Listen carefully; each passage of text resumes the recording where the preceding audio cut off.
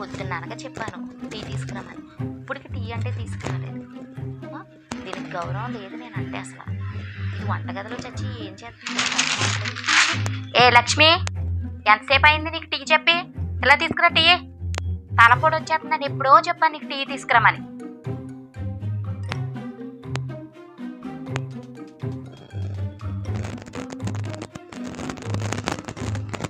ఏంటే నువ్వెంత నల్లగా నీ టీ కూడా అంతే నల్లగా ఉంది.